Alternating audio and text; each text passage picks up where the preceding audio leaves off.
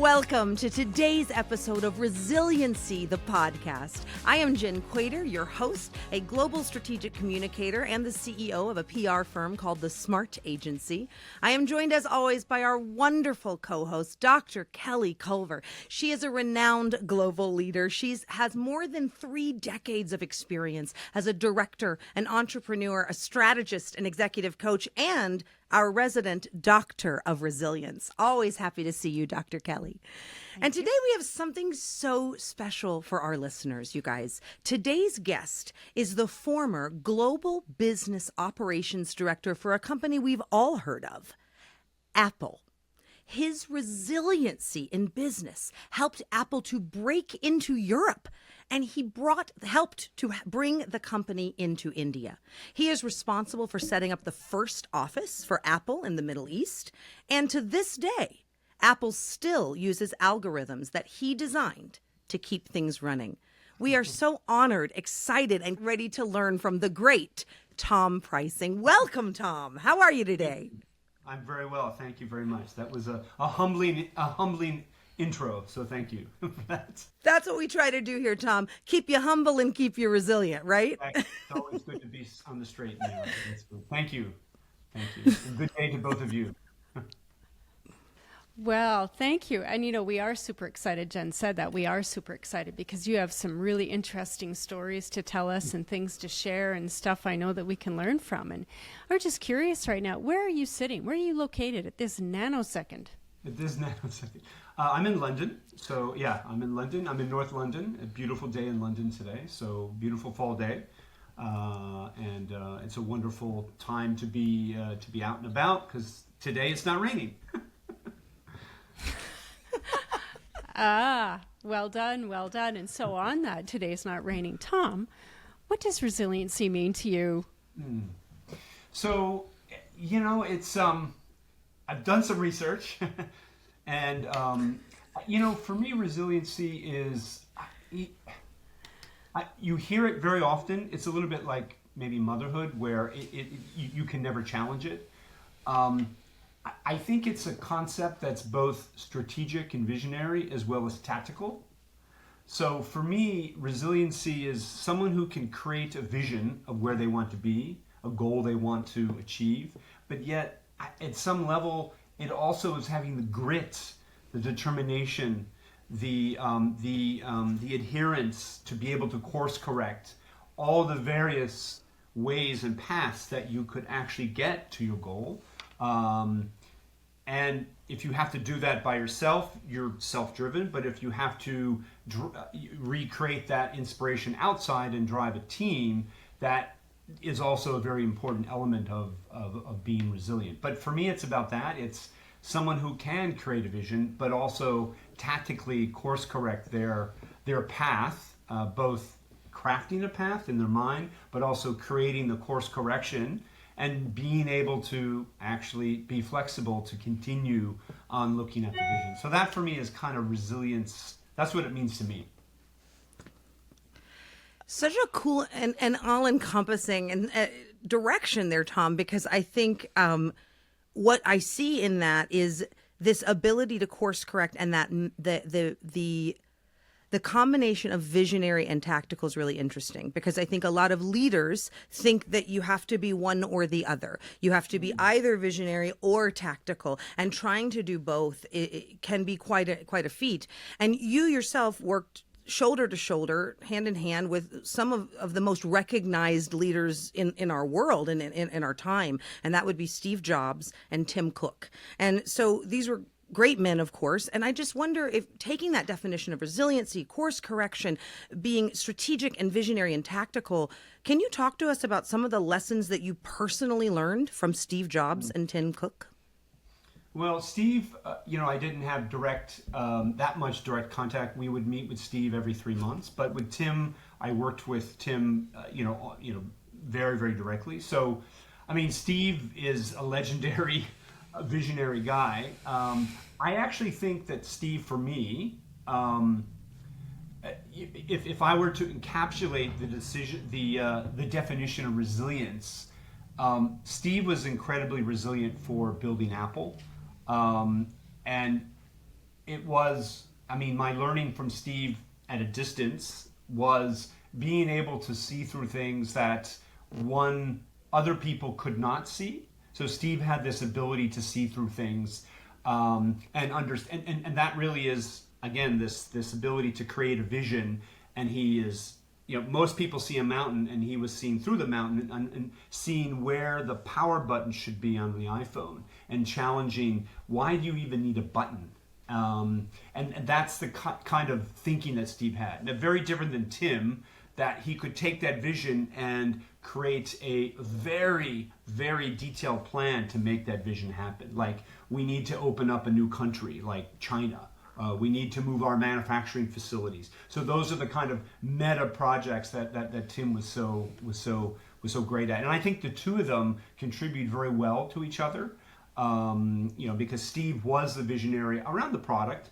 Tim was really the I don't want to say tactician, but Tim was the leader who could make the foundation happen to support the vision, right? So those are the two. There's a lot of learnings that Tim taught me, especially in meetings when he would ask a zillion questions, and he would already be answering the question that I couldn't answer. And that was really those type of operational issues, because he understood the supply chain so well, and he was actually answering your questions for you, because he knew the answer to your 8th question that you were going to answer. And that's how tactful and how insightful he was into the supply chain and operations and things like that. So. It's interesting when you say he knew the answer to the 8th question that you didn't know that you need to ask. If I can use a hockey analogy here, Wayne Gretzky was asked, how do you score all of these goals? And he said, it's simple. I skate to where this puck is supposed to be, and it arrives. He was able to go there. And then it would show up. And so you're speaking my language. I'm just so excited around, you use the word strategic and visionary, and that's sort of what I'm trying, tactical and course correct. I think you and I had a discussion in London about course correct. And for our listeners, Google NASA moonshot, and you'll see NASA had to course correct 1,001 times before John landed on the moon. And they didn't look at it as a failure. Right, exactly, yeah. Lots of learnings there. Yeah. Well, I think that's a fascinating learning, and one I kind of want to pick up on, which is to say, here you are, someone who's had this, and I'm to you, Tom, but you too, Dr. Kelly. You both have had these huge global careers. You've worked with all these different people. Can we talk about resilience and failure for a minute? I think, and maybe, Tom, I'll pose this to you because you're our wonderful, illustrious guest. But, and we were speaking about really what you learned working hand in hand with Tim Cook and where he brought. Could we spring a question on you and say, were there failures you encountered? Of course. And if so, how do you keep that energy going? Let's say both for you and Tim at the top, and then also for that team that you're guiding, which is many, many, many people. How do you face failure and find the resilience through that? Well, so I can think of a story where Apple, it may not have been a failure. It was a situation that the operations team had to clean up, where Tim and Steve used to meet at the Starbucks in Palo Alto on a regular basis because they both lived in Palo Alto. So on a Sunday morning, discreetly, as you would in California, you take a coffee and you go for a walk. Steve was famous for walking, and it was early in the production and the launch of the iPod, where we decided to get rid of to eliminate the first product in the line only after they had manufactured millions of these products, the 8 gig, and start at 16, right? And this is all related to back in the 90s of, DRAM supply and where do you start a product and what's available. And this is something that Tim was an absolute brilliant strategist as determining where. So it turns out that on a Sunday, they've manufactured all the products for the launch, and on a Sunday morning, Steve says, I think we should start at the 16. Right? We should reprice the whole product line. And Tim was left with this operational problem of what do you do with 13 to 15 million 8 gig iPods that are around the world in warehouses around the world. So that was a big problem that he had to clean up. I wouldn't call it a failure. It was a decision which led to that. But he brought us all together, and we effectively had to figure out a way to deplete the inventory in a way that didn't show up in the normal channels. So obviously they looked at Europe because there's a lot of emerging markets where generally the product you can operationally deplete the inventory without it showing up in other areas. The Middle East, Africa would be those. So he and I were working together on that project. So I wouldn't call it a failure, but I would call it this, a course correction of trying to figure out where, we're left with this decision. This is the best decision for the company. And again, that, hats off to Steve that saw most people, because the DRAM pricing the way it was going, we decided to start with a product that was slightly higher, that had more capacity and would attract more people, right? Slightly higher in price, but as Apple, it's not a low-cost product, but they always try to present three things in the Buddhist concept of three: a good, better, and best for all their products. And so by eliminating the 8 gig, they had to create another higher product, which was the 64 gig, right? So because they didn't have that. So not only were you eliminating one product on the bottom, but you needed to add another product. So that was the other operational problem that Tim was left with. But I was involved with the depletion of the 15 million iPods, and that presented a very big problem. And that was basically creating a process of working through regular meetings with each of the teams that were in charge of getting rid of this, making sure that we understood the data, we understood how many we had left, where they were, what are the colors, and going through this process of management where you're just looking at that data every other day and you're talking to the sales teams around the world to try to deplete the inventory, right? So that was that's a good example of resiliency, because it took us about 6 months to do that. Well, 6 months and a lot of. Oh yeah, sorry. I was going to say there's 6 months and a lot of time and likely a lot of money, and so I kind of want to ask this. And again, Steve Jobs is like the best leader in the world, but who better to learn from? What does it take to make that kind of a decision? And again, you sat in a different seat. I'm not asking you to get into Steve's mind, but when I am, I own a company. I bought it in 2018, and I would be beside myself if I knew that I had to leave that much product that I had created, and I would, I think, be tempted to see it as a failure. So I just want to dig for a moment into the mindset of resilience, because I do understand the operational strategy behind it had to be so effective and so tactical. But at that moment, that decision being made, can you talk about that from, again, when you see a leadership style that has that much vision but is willing to take that much risk? Can you talk about how that makes it resilient? What do you see in that as someone who lived that with them? It's a very good question and observation. I think a lot of it relates to Steve's insistence that he was only focused on the customer experience. And here's an example. Steve very often would not participate in a lot of the normal business process, finance, operational reviews. He would read his email insistently.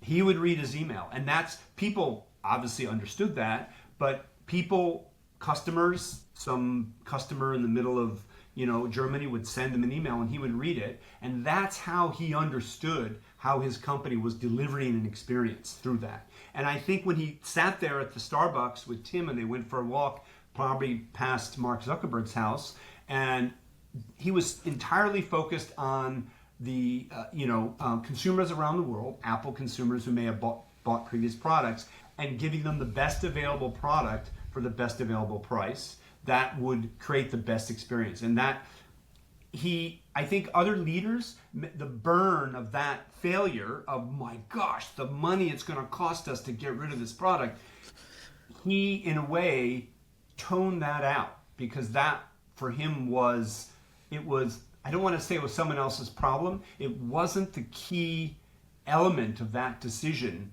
that he could take. The best thing that he could do was take the decision for the customer and then let his operations team, Tim Cook, myself, and many of the other global ops leaders around the world, figure out the best way to deliver that and not interact with that decision. But that was, in fact, the best decision for the customer at the time, because we led the, in a way, Steve took the decision. So we were the first in the iPod or the digital music player space. We were the first one to start the product line at a 16 when people did it kind of 3-4 months later as the pricing came down. So I think that was Steve's North Star, his guiding light that he was using. And he was only focused on that. Throughout our interfaces were only focused on the customer experience. I think that's a really good lesson around the customer piece, and all else is sort of secondary or in third or fourth tiers in terms of importance, because if you don't connect with the customer, there's no product, right? There's it was about the experience. It was almost like a movement. Right. Like, I look at Apple as a movement. My late husband bought one of the very first Apple computers, dog's age ago, at a time when Apple's operating system and Microsoft's operating system were at war in the government of Ontario, for example. And it's just like, you get people who are so passionate. And if you want to keep that passion, then you have to keep them engaged. So you need to keep your finger on the pulse. And I think that's what he was really good at doing.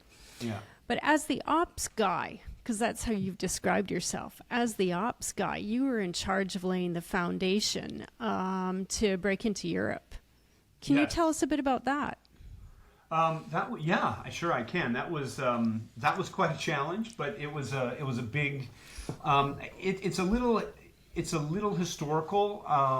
So Apple was primarily, before the iPod, just after Steve arrived, so this would have been kind of early 2000s, they were primarily more of a dealer. They were selling small volumes of Macs to mainly architects, film designers, graphic designers, very, very small volume.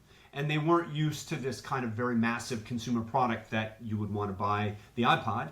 And let's say in Europe, more than North America, they realized that, and they did not have the right retail infrastructure to sell a large, massive influx of products across Europe. They didn't have let's call it the business model, the supply chain, the demand planning model. And so they picked me up from HP, because HP was one of the first companies that basically led the fast-moving technology goods space in focusing their supply chain on the actual demand of the consumer that buys the product versus the shipments into a dealer channel. So it kind of, there's an operations game called the beer game, which is a beer distributor, and you have college fraternities buying the beer, and it shows you what happens when the beer distributor, you're forecasting off the beer distributor and not the fraternities buying the beer, or the people buying the beer. So, and that's kind of what Apple was. So they really needed to fundamentally change their demand planning model. Europe is a more complex channel. There's, it's not mega distributors where you can ship pallets of products directly from the manufacturing facility, drop them in front of a Best Buy in the North American sense, and have them distributed. You have to actually get to smaller shops, so it goes through a distribution channel. It's kind of 3 to 5 steps long versus 1 to 2 steps. So that's something I was doing that, and laying that foundation was really critical to, because Steve probably knew this, and then so did Tim, that the iPod was only the first of many products that they were focused on in this retail, more consumer-oriented space. And this was before the retail stores. So it was quite a challenge to do that in Europe, because Europe is more complex. So, that was when I came to Apple in 2004. That was kind of my mission, to create and implement a new demand planning and supply chain infrastructure to support this. I didn't realize other products were coming down the road, but laying this foundation was quite complex. So to do that, I think what I do well is I gather people together, inspiring them to kind of look through the mountain that they see, because I had done it before at HP, it made a lot of it. I was bought into my own vision because I had done it with a company like Hewlett Packard, which was at that point the #1 seller of notebooks, consumer notebooks around the world. So I knew it could be done. I realized the impact of the change. I realized as the change, the teams we needed to bring together to actually do that. And typically what I do to inspire people is I kind of brand the change, right? So as opposed to just creating a project, you kind of create a brand around the change. So people hear about the brand and they realize that it's actually the change. And then you inspire people who are involved with that change. You inspire them to kind of, change their own platform that they're working on. So, and because it was a European project to actually do this, I called it Da Vinci, right? And it actually stood for Demand Love it. Visibility Great. Planning. Yeah. And that basically was, I think, helped bring people together around changing this process. The long and short is, I started, I failed, I went back to the London office with my tail between my legs because the European sales team was a little bit prickly, and they of course had their version, the French, the German, everybody had a different view over how things were actually to work. And I was trying to come up with a common view. So I took 6 months and I came up with this Da Vinci. I rebranded it. I helped people understand what it was. The killer to that, in a way, the straw that actually turned the tables of the cart was I got Tim at a very large European sales meeting to talk about the project. And that was actually one of the things that actually was the key driver of change, that people saw that Tim was interested in this project, called me up by name.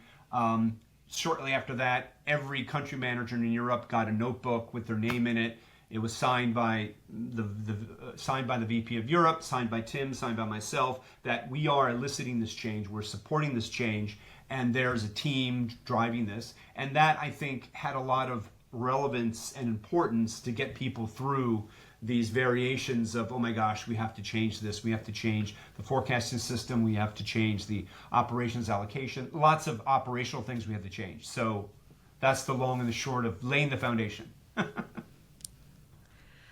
That is the coolest. I want to just say it's so cool to me, Tom, because it all ties back to your definition of resiliency. You said strategic, visionary, and tactical. And here you are strategically creating what I heard you say, demand visibility planning. And then in that visionary way, making that Da Vinci. I just think that's really cool. I want to ask before, because we're going to stay on ops, because you did something else really cool. You also brought Apple into another country. But I want to throw one more question in, because again, frankly, Tom, I find your brain fascinating. I find it very cool that you have such a depth of this tactical process, but that you really understand, as you said, the motivation, the leadership, the visionary that is needed. So I'm going to ask you an off-the-cuff question.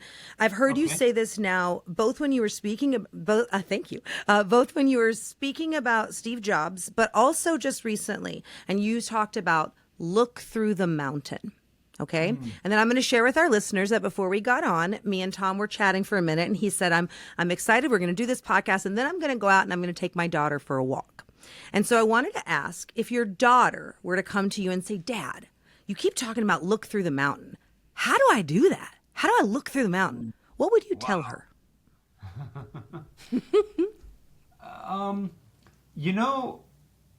That may be related to resiliency, because I think it would be, it's hard to tell people who are younger than you that everything's going to be okay. But at some level, when you are older and you look, as Steve said in the Stanford commencement address, when you look at your life and connect the dots, it all makes sense, right? So we can say that. Anyone who is, let's say, older than my daughter could say that. I think it's trying to get them to feel comfortable with any decision that they take. That's the best decision you can make with where you are. And I think my daughter sometimes may create her own stress in that moment of a decision, and realizing that when you look back in life, these are going to be very small valleys in the larger valleys and mountains that you will encounter, and to realize that it is the momentum that you create by taking the decision, and then the ability to course correct it or change it if you need be, and continue to have that momentum.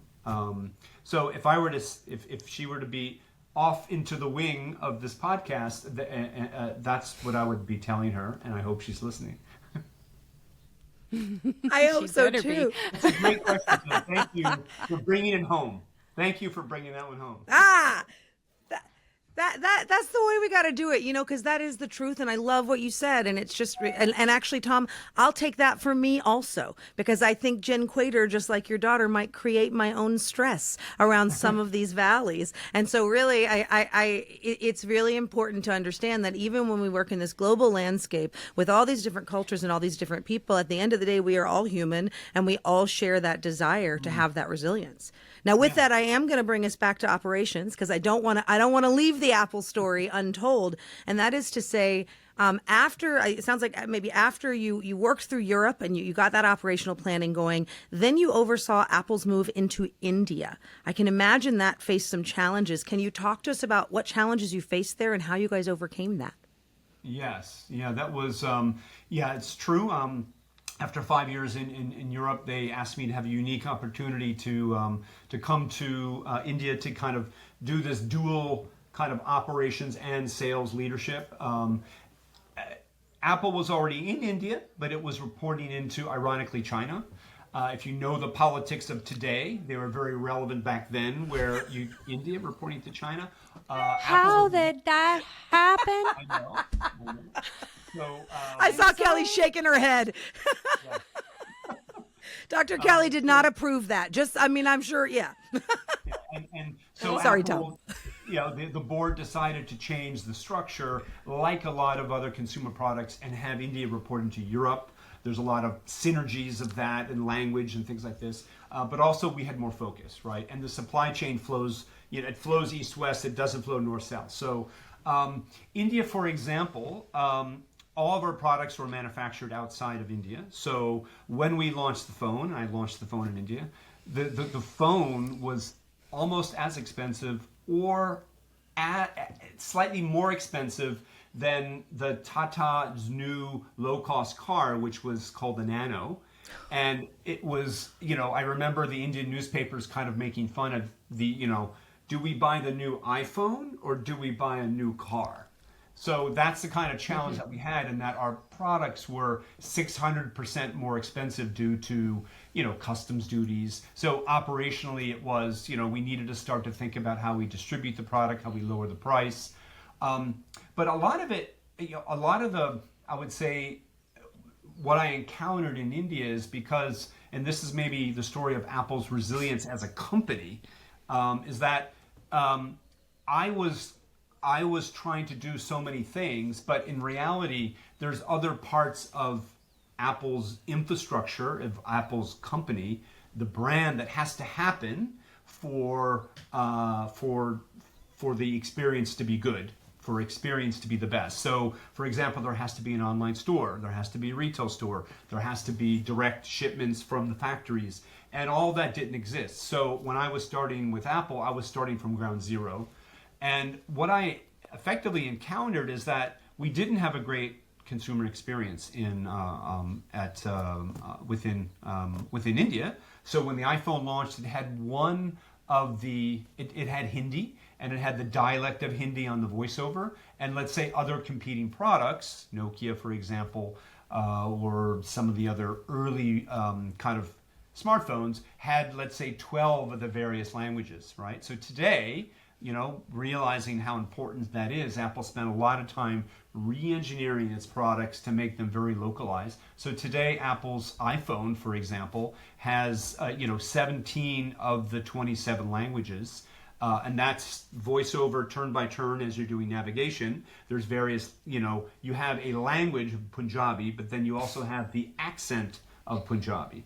So Apple has gone to that level of detail to create the experience for Punjabi customers in the north of India, or customers that speak another language and that was so critical, and that's what Apple had to do So I kind of laid the foundation for that to happen by bringing the engineering teams in and having them realize the disparity, the gap between where we were today with one language on the iPhone, Hindi, and let's say where some competitors were, where they had 12 languages on their actual device. So the second thing was really around the supply chain, and that was why I was there. So and then, the challenge there was it took about 3 months for the phones to flow between China to Singapore to India.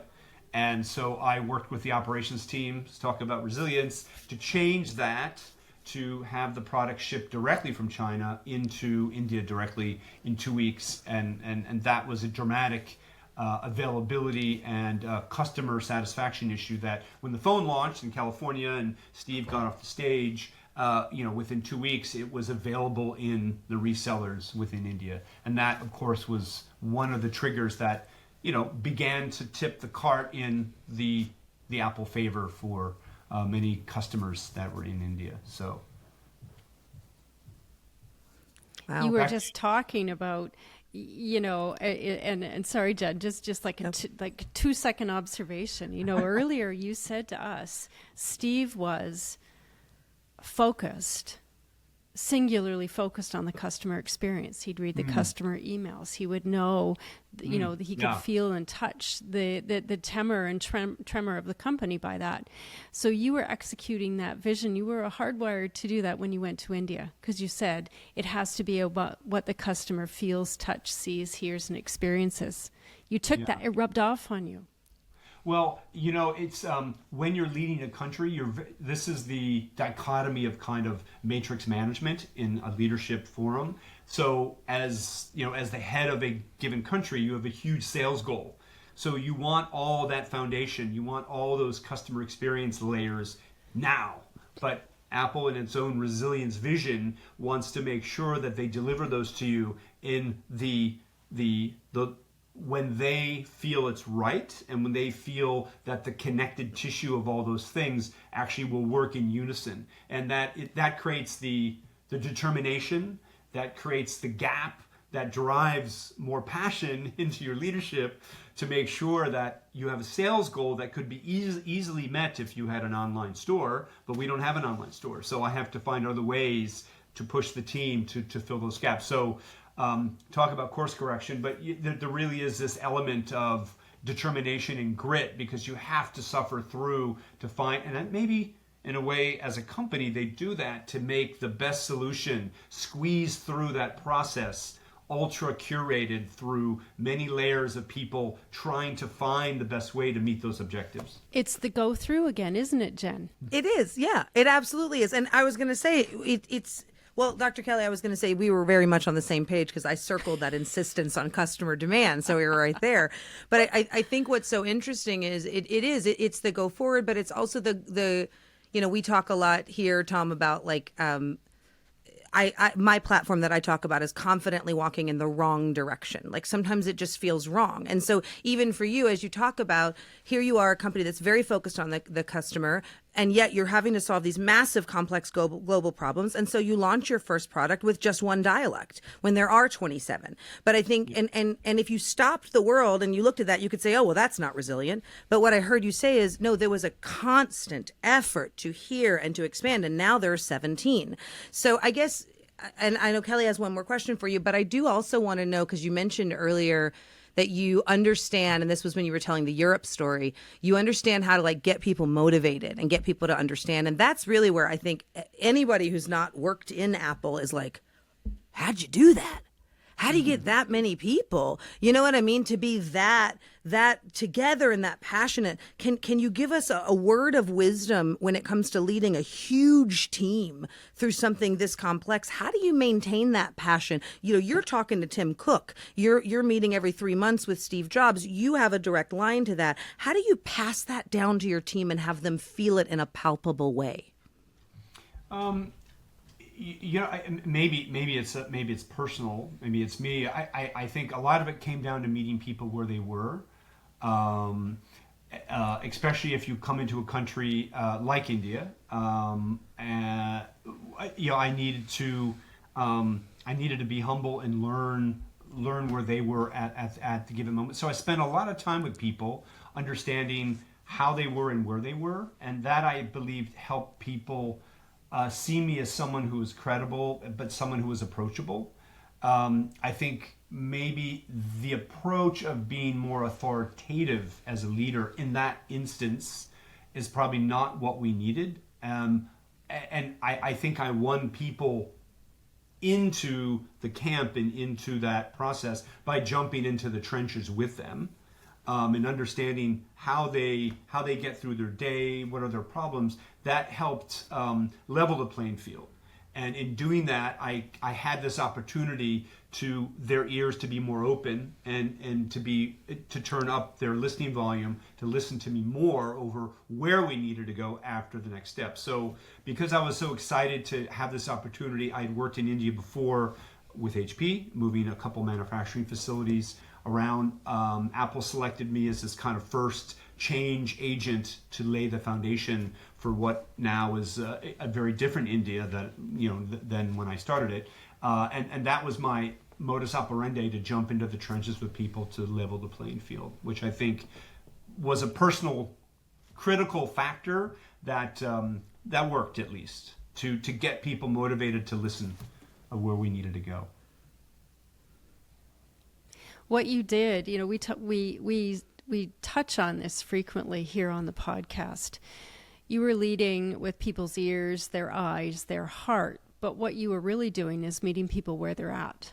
And we talk a lot about that, is that in order to build resiliency as a culture, as an organization, in your business or in your life, you have to go and meet people where they're at, decomplicate things so that you can build up the structure that is going to be resilient and sustainable over the long term.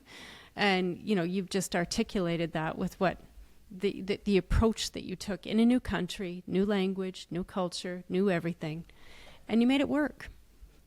So yeah, congratulations. If I look back on that experience, the dots connect very nicely, but there were peaks and valleys. Yeah, but not at the time. Not at the time. I love I what. hear ya.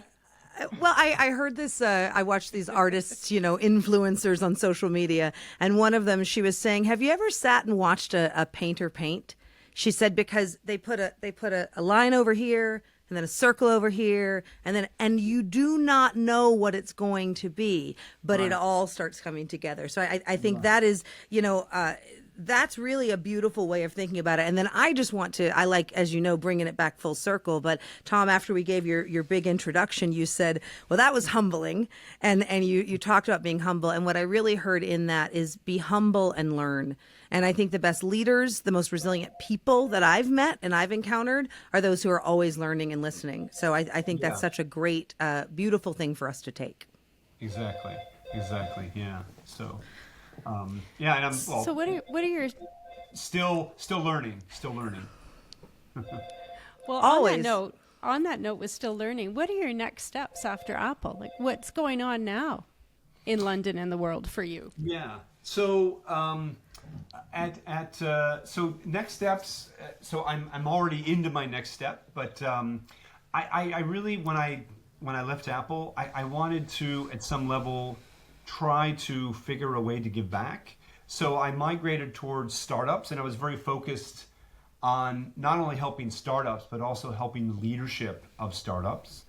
And so I created this little company called MDV. M stands for momentum, D stands for development, and V stands for velocity. So those are, I think, in my 35 plus years in fast moving technology goods, I crafted, I implemented those words a lot in my leadership forum, how I would develop people. So momentum is always creating movement.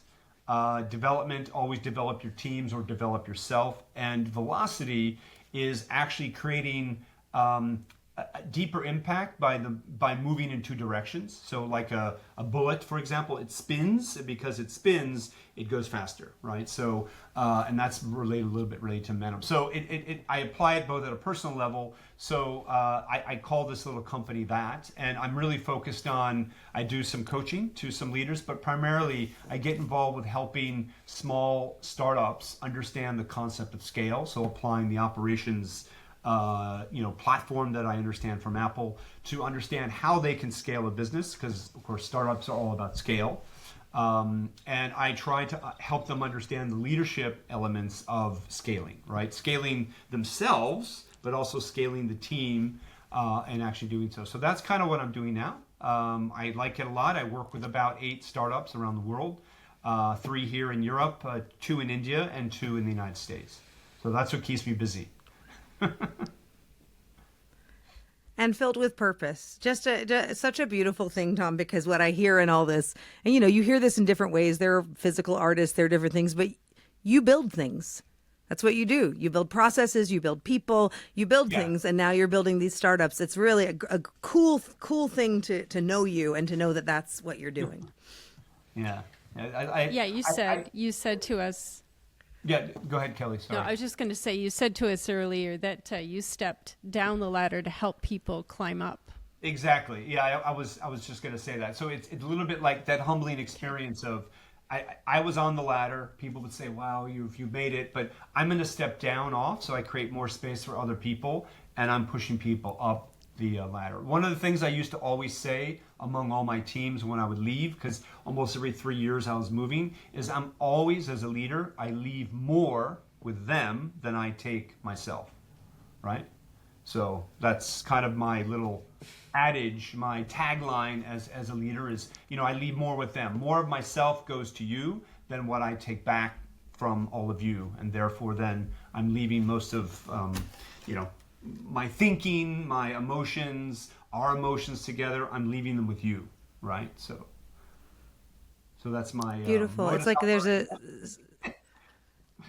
love it. There's a servant mindset that people talk about in leadership that matches, but I think it goes beyond that, because it's not just serving them. Because as you're saying, and I really liked what you said, momentum, development, velocity, which is, I know you said that's your company name, but you're leaving with them that energy, and that energy is very real, so that's really cool. I also want to say, I was also going to say, before we move into our rapid fire questions, that it does, it gets exciting at the end here, Tom. But one of the things we do talk about a heck of a lot here at Resiliency, the podcast, is communal resilience and how important it is to be able to work with others. So I just want to make that statement that, you've had this huge career, but you certainly didn't do it alone. And in fact, a lot of how you've done it has been working through other people. So I think we have a really good understanding of who you are as an operations person and who you are as a global leader. I wonder if you have, we're going to move into our rapid fire questions in a minute about resilience, but is there anything that we haven't asked you about your leadership, about your current MDV, just anything within your life that brings you resilience and that relates to community that you're building that you'd like to share with us before we take you into the fun part? Okay. I think there is a lot to be said for, part of the community. It's, I do volunteer my time, and I find, I find volunteer my time to high school students. I think high school is a very difficult time for students that are the stress of what do I do with my life? So that question is just so, or what do I study? Because my parents want to know. And so I do volunteer a lot of my time in that. And I would probably apply a lot of what I do as a leader where I'm trying to meet them where they are. But this ability to remove the stress points from those decisions, where children may get themselves into a knot where they feel they can't get out, and to understand that there are ways to do things. If you look at some of the great architects never studied architecture, or vice versa. Some of the great engineers fell into it in other ways. And so the fact that it's okay not to know what you want to do, but if you have the energy and the inspiration to learn, that gets you to other places, which then helps you take a decision which may lead you in fact to be an architect when you didn't want to be an architect, right? But it leads you to that. So I do volunteer at a couple schools, at the school my daughter goes to here in London, as well as other schools. When I lived in India, I was actually doing that, working with the guidance counselors to just kind of have Q&A. Most times it's about what they want to know is, how did you get here?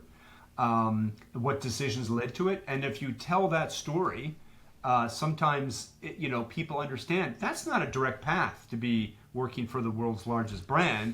I started working at a railroad, and then I studied architecture, but what does that have to do with building factories and shipping iPods around the world? It doesn't, but you take those learnings with your life experience, and you land somewhere different, and you apply what you are. So that is my community resilience, because people can go off on a tangent, and maybe they never get back on, because they're focused on doing something maybe someone else wants them to do, and not what they truly want to do. So, Tom, I'm going to give you applause and tell you, anytime you want to be a co-host on Resiliency, the podcast, you are welcome, because you have got a great view of resiliency. okay, thank you. You do. And I mean, it comes back to course corrections, right? You just described yourself, started on a railroad, architect, building this, doing that. And you had a bunch of course corrections in your own life. And I think that's one of in your career. And that's one of the things that's a message we want to leave to people, is it's okay to course correct. Yeah, exactly. It's okay to pivot and shift. Right. In fact, more than okay, it's encouraged. It's exciting. Yeah. It's what must happen. It's a reinvention of self, or reinvention of things. Yeah. That come out in that process that may be better and good. So. Yeah. You got to get a little messy. You got to get messy. You got to go through it. And it's always better on the other side. You just have to have the grit and determination to use your words, tenacity, Yes, to carry it through. That's a great word, tenacity. Well, it's tenacious transition. Here in seriously, I do this sometimes I come out with these things. So in resilience, and we look at sort of that swirling nexus of chaos, which is the looking through the mountain. It's a state of tenacious transition. Okay. And that's okay. Now I'm ready for Proust's questions. Okay. Are you ready? Here we go. So, Tell us, what's your favorite movie or TV show that makes you feel resilient? Ooh. It's a movie. It's called The 100-Foot Journey. If you know what that's about. It's about a family from India that drives from India to London, and they get in a car crash. The car breaks down in the middle of Burgundy, and the son becomes a chef, and he journeys to London, to Paris, and then he ends up working for the restaurant that is directly across the street from his house where he grew up. And that's all about resilience and course correcting. It is. Great movie. Everything. Love that movie. And a global environment. Oh, so good one, Tom. Yeah. All right. Next one. What's your favorite song that makes you feel resilient? Ooh, man, so many. I would say it's a song by R.E.M. Called "Everybody Hurts." That's the one for me, that because at some level there's pain, and we solve that pain and we move on, and that pain turns into beauty, and learning. So that for me is a song that is reminds me of the resilience it takes to get through life and prosper from it as well. Very good. What's something that made you laugh out loud lately? Oh, it's hard to, maybe it's not that I laugh too much that I've forgotten when I've laughed last. I have to say I'll bring it back to America, although I live in London. British politics are full of laughable moments. But Yes. so every Thursday there is the Prime Minister's questions, where and that is always laughable. But it didn't make me laugh that hard. But I think it was actually last week's cold open of Saturday Night Live. Which I think was a laughable moment for me, where they brought back yes. Alec Baldwin to play Yes. the role of that kind of Fox News, I don't know what you want to call the guy, but the Fox News interviewer. With the face like this. Yes, exactly. Yeah. So that was a pretty laughable moment for me. That was probably the last time That's a good one. I really cut loose. Yeah. Yeah, on point. Tom, on point. Very on point. And what's a question that you'd like to leave for future guests? Wow. I think I would replicate it from the podcast How I Built This, where he asked always at the end, how much of where you got today is related to luck, and how much is related to your skills over where you were, right? And then, so that for me is a question. It's a great question for people to answer, because no matter where you are, no matter what you do, there is an element of luck, and there is an element of skills or decisions that you take, and it's different. It's interesting in that podcast how people answer that question. I think everybody should answer that question. How much was luck? If you're really technical, maybe you try to quantify luck. But there is an emotional element there's an emotional and there's an emotional element, and there's a quantitative element of luck. But I certainly just look at the emotion. But it's interesting to see how your next guest would answer that. I love it. Trying to quantify luck sounds like something that you and Tim Cook might do in a room somewhere. And then it also makes me think of your velocity. And I loved what you said, that velocity is moving in two directions like a bullet that spins. And it's like that luck has to be moving, so you got to be out there, but also all your skills have to be moving. It's such a great question. Thank you, Tom. I have one for you that was left from a prior guest. Are you ready? Oh, gosh. Okay. Here it is. So the question is, who's the person you go to when you need to feel resilient? That's a good question. I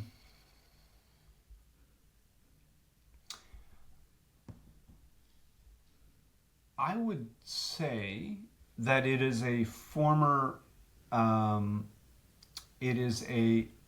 leader that I worked with at Hewlett-Packard, who's Italian.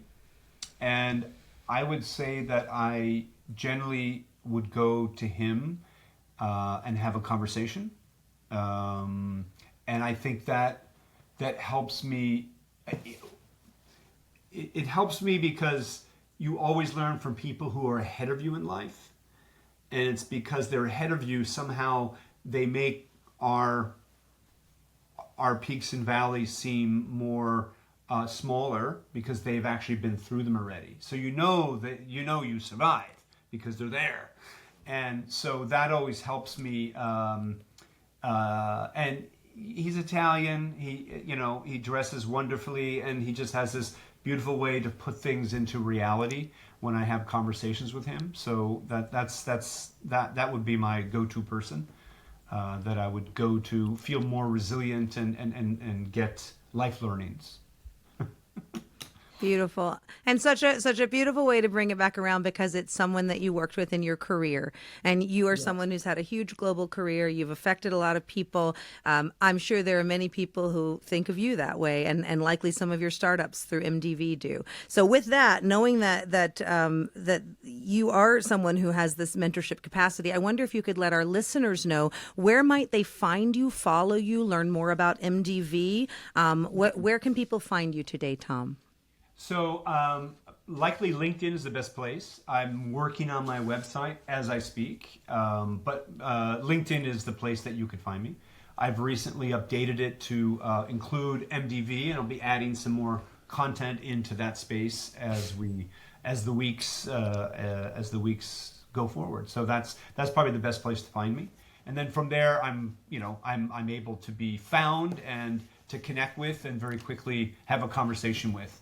Very open to do that. So, but thank you very much, guys. Thank you. Tom, thank you. You. We are honored and inspired by everything that you've said. And so again, I encourage our listeners, take a look at Tom Preising on LinkedIn, connect with him. And with that, we say thank you. Thank you for being here. Thank you for listening to today's show. If resilience is something that is important to you, we encourage you, please subscribe to us on YouTube, Resiliency, the podcast, or give us a like wherever you're listening. Everything that you're doing in that regard helps us to keep this resilience movement and train moving forward. As you know, Resiliency, the podcast, is the place to find stories, strategies, and inspiration on how to embrace change, overcome challenges, and redefine resilience in today's ever-evolving world. You can find me, Jenn Quader, online on all the socials, JENNQUADER, at JennQuader.com, or at my company, thesmartagency.com. And then, of course, our illustrious, wonderful Queen of Canada co-host, Dr. Kelly Culver. You can find her at theculvergroup.ca. Again, that's .ca for all those Canadian wonderful people. You can also find her at Dr. Kelly Culver on LinkedIn and Instagram. And as always, we just thank you. We thank you for being with us, for listening to these stories and being a part of this community. Resilience is important. It's important to us. We're passionate about it, and we are so grateful to have you on this journey with us. Be resilient, be strong. We'll see you at the next episode.